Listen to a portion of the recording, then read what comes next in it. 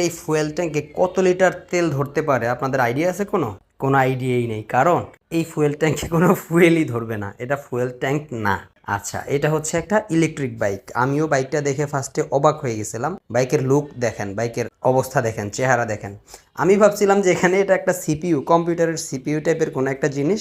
আমি ভাবছিলাম যে এই জিনিসটা ওই কিছু নিয়ে যাওয়ার জন্য এখানে রাখছে বা নিয়ে যাওয়ার জন্য সিস্টেম করা হয়েছে। পরে বুঝতে পারলাম যে এটা ব্যাটারি, এটা হচ্ছে পোর্টেবল ব্যাটারি বা রিমুভেবল ব্যাটারি। এই ব্যাটারিটা খুলে আপনি বাসায় নিয়ে গিয়ে চার্জ করে নিতে পারবেন, তারপরে বাইকের এই জায়গায় বসিয়ে কানেকশন দিয়ে বাইক চালিয়ে চলে যেতে পারবেন। এ হচ্ছে বাংলাদেশের বর্তমান অবস্থা বাইকিং সেক্টরের।